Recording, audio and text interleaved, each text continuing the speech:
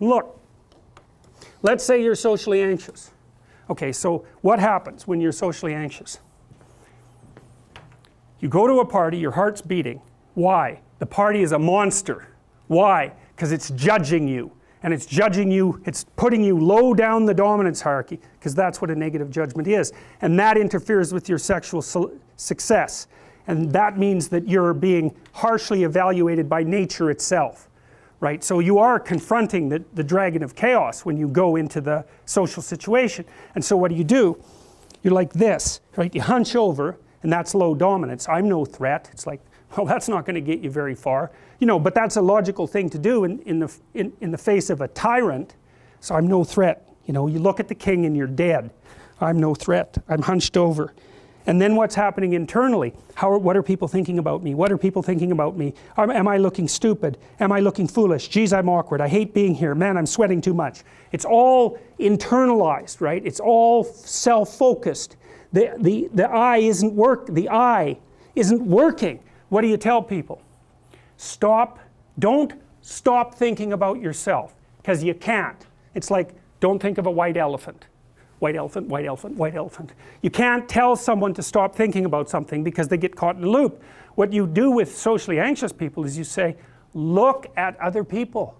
Look at them, right? Why? Because if you look at them, you can tell what they're thinking.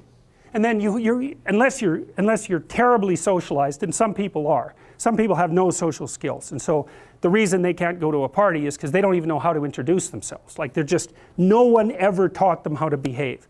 And so they're really good candidates for behavior therapy, because you walk them through the process of how you actually manifest the procedures that are associated with social acceptability.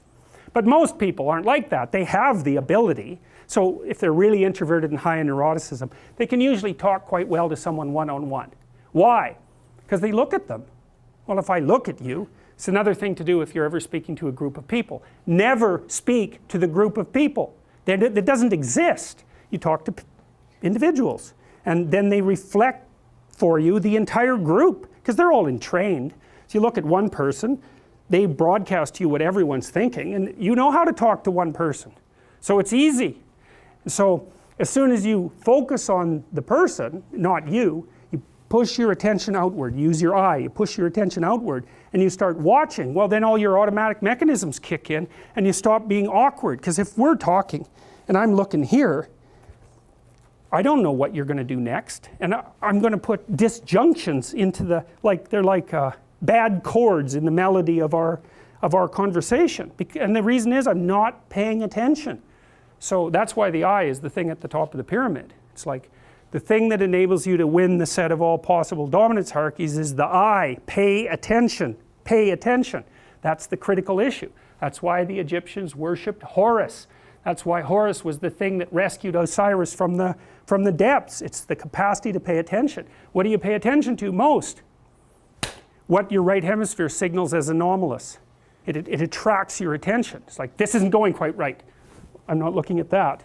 Wrong. That's what you look at. That's what you look at. What's not going right, because that's the terrible monster that might eat you, but it's also the place you get all the information.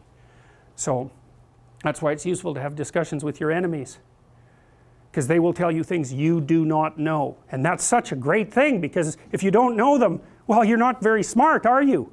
You know, there may be a time when you go somewhere that's the thing you need to know. And maybe your enemy will tell you why you're such a fool, you know, and a bunch of other things that aren't true too. But even one thing that's accurate, it's like, yeah, thanks very much, man, maybe I'll do some work on that, and I won't have to carry that forward. So, and then that's part of the reason, again, why the terrible predator, it's always the terrible predator that has the gold. It's like, it's the person who delivers the message you do not want to hear. So it's rough, but it doesn't matter. Life is rough.